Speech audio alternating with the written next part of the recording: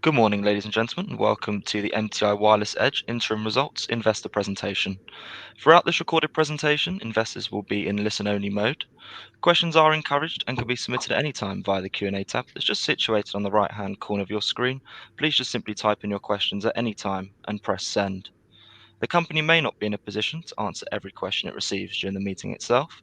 However, all questions will be reviewed, with responses published on the Investor Meet Company platform where it is appropriate to do so. Before we begin, I would like to submit the following poll, and if you could give that your kind attention, I'm sure the company would be most grateful. And I'd now like to hand you over to CEO Moni Borovitz. Good morning, sir. Good morning, Jake. Thank you, everybody, for joining the call today, in which I will cover the first half results of the company. I think we had a very solid first half for 2022, starting with revenue up 6% year on year. We did encounter some costs relating to the acquisition of PSK, one-time cost, and also depreciating the intangible assets related to this acquisition that resulted in an EBIT of 2.2 million, 1% year on year. Without these two costs, we were growing the profits probably in the rate of the EBITDA. The weakness of the euro and the pounds against the US dollar, losing 6% in the last quarter, have caused us some financial expenses. We have about €1 million and 200,000 pounds in cash as part of our cash to support the business in Europe and the Buyback program in the UK. And this has caused us a high financial cost, as explained, and therefore the net profit and earning per share were 3% below of last year. Our net cash remains strong with $5 million.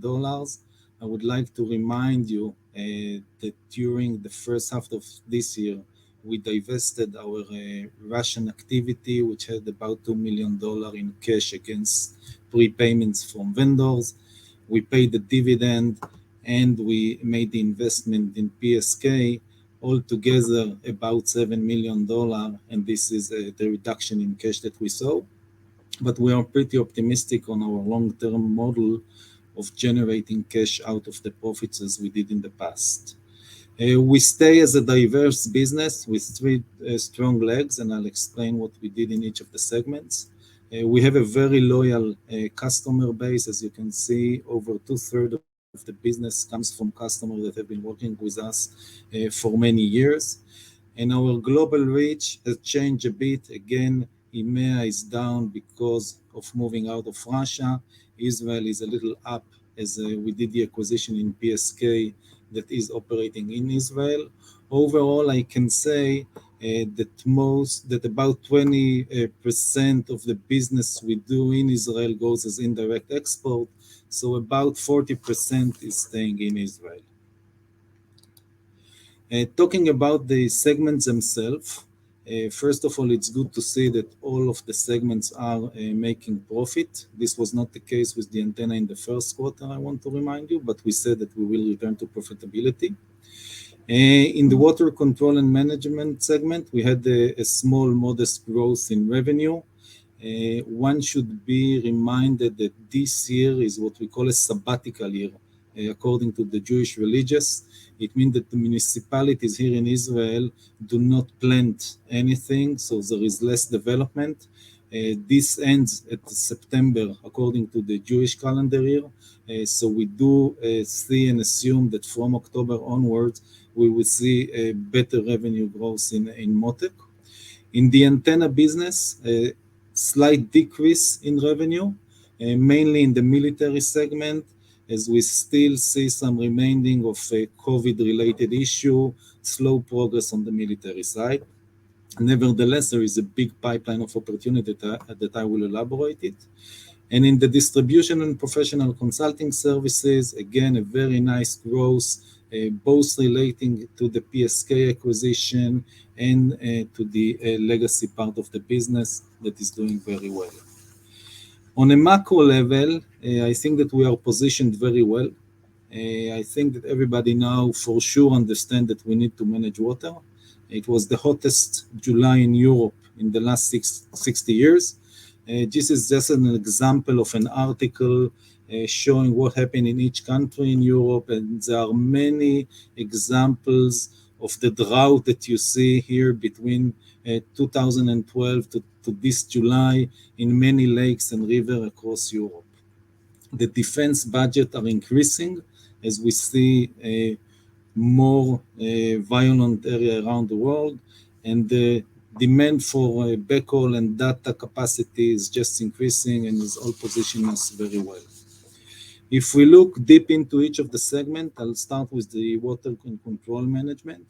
First of all, you can see here right on the right-hand side the irrigation control market in North America and how it is expected to grow. What's really interesting here that they are talking mainly on smart controllers, not only time-based controllers, but controllers that collect data. It can be weather, it can be soil, it can be many other elements, and the irrigation is based on that, and that is exactly what we bring to the market. I would like to remind you that about 20% of our revenue in this segment is coming from service and maintenance agreement, mainly with municipalities. And we were able in the last 6 months to sign a lot of pretty long contracts with those municipalities, varying from 3 to 5 years, with all of them with price increases scaling up towards a year. So we should start to see the benefit of that in the second half and going onwards. This will help us to mitigate the cost expenses that we have seen, and I'm sure that this will bring us better profitability.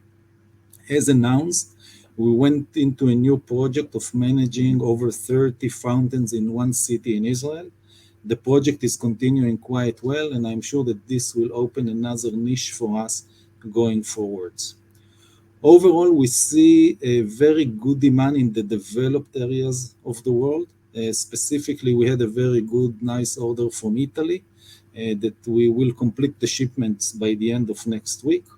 We see more good pipeline of opportunities from various areas in this area of the world, so we are very much optimistic. And we launched at the beginning of this quarter, of the second quarter, the ICC Autopilot solution in collaboration with Veridix, which is giving the agriculture market the ability to take decision upon agronomic information, and it goes together very well with the smart irrigation controller market. Going into the antenna business, we had a very strong half year in our legacy fixed broadband wireless access.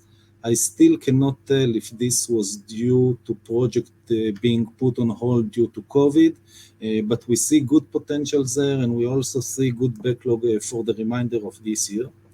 The slowness in the antenna, as I mentioned, was mainly in military, and the reason is that in military you need to meet more face-to-face in order to conclude the orders. Nevertheless, I can say that the potential and the pipeline of opportunities that we have is very big because we created ourselves a good brand name. We have given a lot of bids, and we now wait for them to mature, and we know that some of them are already in some kind of signature processes. You can see here the North American expected growth for military antenna application. It's a new research made last May, and what's really encouraging is to see here MTI as one of the profiled companies alongside names like Cobham, L3Harris, and Raytheon. We still see supply chain that has its challenges. Mainly, I would say the microchips that our customer needs in order to build the radios and the shipping cost. I can say that in the last couple of months, we start to see shipping cost decrease, and supply chain, we start to hear changes in the market. No doubt that the 5G backhaul antenna market is the biggest growth engine for the antenna business, and there was a lot of activity in this market in the last 6 months. Although some of the shipments were pulled back because of not having enough chips for our customer, we still do have a good order and we are positioned very well. About a month ago, two of the key players has started discussion of an acquisition. It's Aviat Network and Ceragon. Both are listed on Nasdaq. And as part of the discussion, not a friendly one, they show this graph showing the key players in this market, which are our potential customer. And it is very encouraging to see here again that we are working with 5 out of the 7 key OEMs in the market. Our automatic beam steering antenna solution is progressing very well. We are already at the pilot stage with one tier 1 customer. We signed an agreement with a second one, and we are in discussion with several others. So we are positioned very well to enjoy this market. One of our customers have shown this illustration explaining how the E-band, which is the 5G high capacity backhaul solution, helps to operate the system. You can see here that on a sunny day on the left side, the E-band is thick and you have a lot of capacity, but on a rainy day, it loses connectivity and becomes less efficient, and therefore you need the multi-band solution that we bring to the market. I can tell you that we see a lot of enthusiasm about it, and just about 10 days ago, India closed the tender for its 5G auction, and now everybody is waiting for India to initiate the process of deployment. All over the world, the deployment is in a very early stage. India is going to be huge once it matures. It is, of course, a price competitive market, but we are getting ready to participate in this as well. Going to our professional consulting and distribution division, I will start by talking about PSK, the newly acquired companies. As I mentioned in the announcement today, it is requiring some more working capital than we estimated at the beginning, mainly due to differences between creditors and debtors' payment terms, and we are working to mitigate it. I can say that PSK is doing very well. They closed several orders for shelters, like you see in the below pictures. You can see the illustration of the inside of a shelter showing a control room with the screens that you can see on the right-hand picture and the data collection area at the left. And at the outside of the shelter, you see all the communication system to control it. And this is a shelter that we just provided to a customer several weeks ago. PSK is also doing maintenance and service agreements to our government. And as we announced, they won a big tender that is valued at approximately $10 million if we take it to the full extension of 7 years. So we are very happy with the way it's performing. Our legacy part of the distribution is continuing to do very well. We announced a strategic agreement with a key customer at the end of last year. We see the works working very smooth, and we are very happy with the progress of that as well. We remain very focused on our strategy. We want to add revenue on value-added solutions, and this is what we do, and this is allow us to increase prices when we hit the inflation and help us to do so in various areas of the business in order to make sure that we can keep the margin and expand them as revenue grows, and this was and will be our strategy forward. We continue to search for M&A. As you have heard me before, it's always on a better safe than sorry mode, so we will make one only when we are sure what the outcome will be. And we continue to focus on generating cash and maximizing the potential for all shareholders. This is the reason that we increased the buyback program. We extended it until April 23. So we are very happy with the way this is operating for us. And of course, we will continue with the dividend payment. To summarize, I think we had a very good first half. We had some one-time expenses and unexpected financial cost that hurt a little bit the net earnings, but overall we performed very well. We have a very healthy backlog and a very big pipeline of opportunities ahead of us that we bid and we are waiting for the orders to come. We have a very good internal growth engine in each of the division, as I mentioned, and we continue to use the cash in order to search for qualified M&As, and we will continue to do that. I'd like to thank you for listening today and happy to take any question at this time. Moni, that's great, and thank you very much indeed for your presentation this morning. Ladies and gentlemen, please do continue to submit your questions just by using the Q&A tab that's situated on the top right-hand corner of your screen. But just while Moni takes a few moments to review those questions that were submitted already, I would like to remind you that a recording of this presentation, along with a copy of the slides and the published Q&A, can be accessed via your investor dashboard. Moni, as you can see, we have received a number of questions throughout today's presentation, so thank you to all the investors for submitting their questions. I will shortly invite you to open up that Q&A tab to respond to those questions where it's appropriate to do so. But perhaps for doing so, we did receive one pre-submitted question ahead of today's event, and if I may, I wanted to start off the Q&A session with this. Have any of the following affected your forecast for the company? Availability of foreign supplies, including silicon chips, global price inflation, or global recession? If so, by how much have your profit forecast been reduced?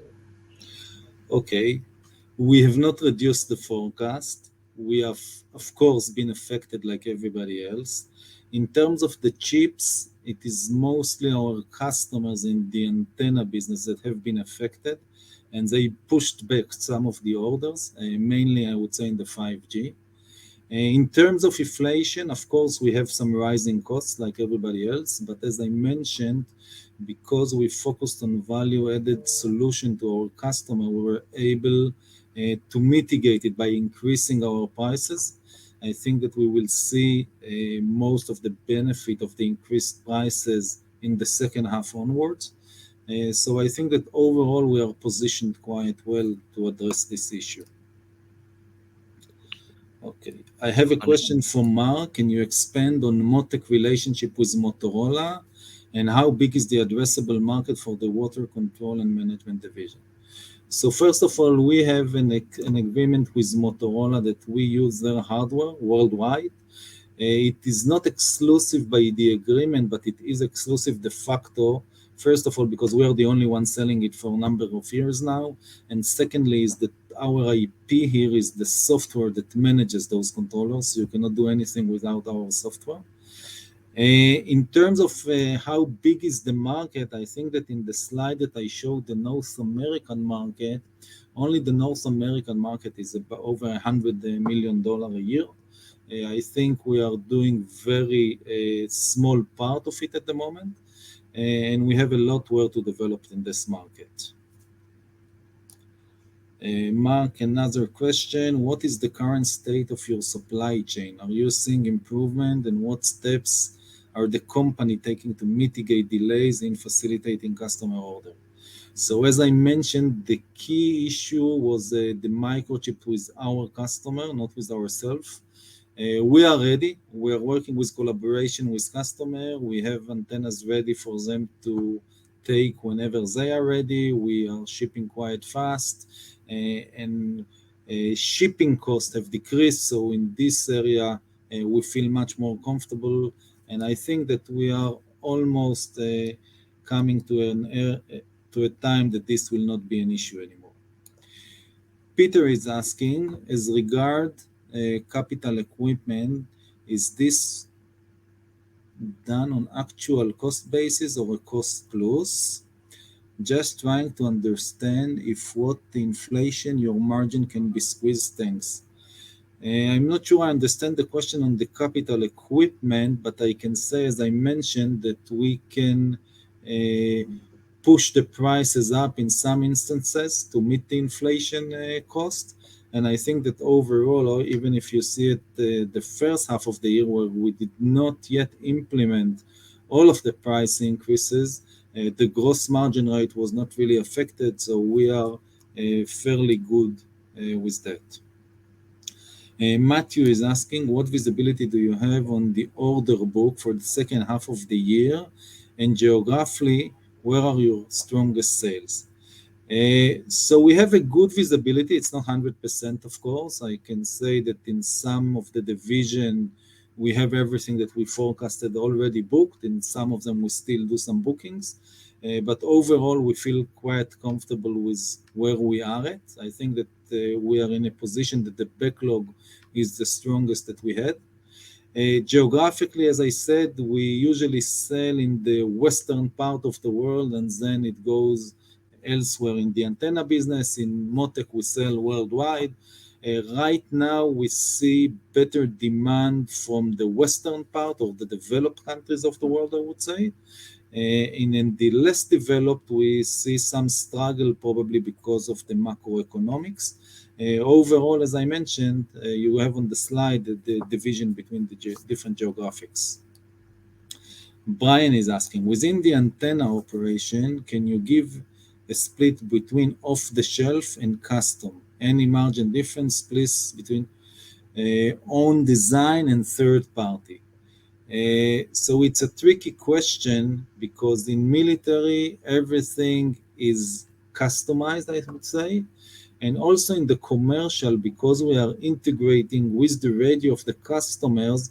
Almost all of the solution at the end of the day are customized. I can tell you that we always keep the IP. We, in many instances, charge for customizing the solutions.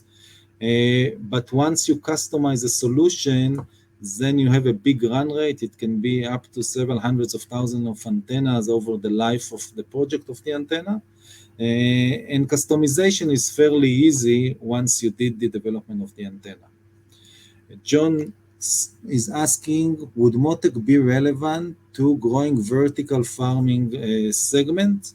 Yes, of course, we are playing a lot in the agriculture market.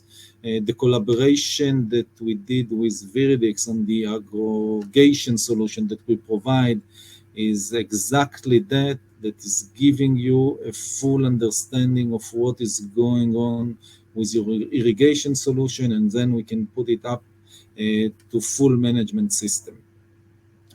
Peter asked, Russia situation, how tricky is that to manage? So for us, it is not too tricky because we decided to move out of Russia and close our operations there in early March. Not the best economic decision, but it is good to know that you are on the right side. I can tell you that right now, from what we understand, it's not completely under sanctions. There are some banks that are working. There are some commercial customers that you can work with. We are currently not working in Russia. We did have two good commercial antenna customers in Russia. So we are now just started to seek a legal opinion if they are not under any limitation to work with. And once we know it, we can resume maybe working with them. But for us at the moment, Russia is not relevant. Moni, that's great, and thank you very much indeed for addressing all of those questions that came in from investors this morning. And of course, if there are any further questions that are submitted today, we'll make these available to you immediately after the presentation has ended for you to review. And ladies and gentlemen, we'll publish all those responses where it's appropriate to do so on the Investor Meet Company platform. Moni, perhaps for redirecting those on the call to provide you with their feedback, which I know is particularly important to yourself and the company, if I could please just ask you for a few closing comments to wrap up with, that'd be great. Yes, as I mentioned, I think we are in a very interesting markets, always good growth potential. I think we are positioned very well. We performed quite well, and we are looking forward for seeing you again in the future. Moni, that's great, and thank you very much indeed for updating investors today. Could I please ask investors not to close this session, as you'll now be automatically redirected for the opportunity to provide your feedback in order that the management team can better understand your views and expectations. This will only take a few moments to complete, but I'm sure will be greatly valued by the company. On behalf of the management team of MTI Wireless Edge Limited, we would like to thank you for attending today's presentation. That now concludes today's session, so good morning to you all.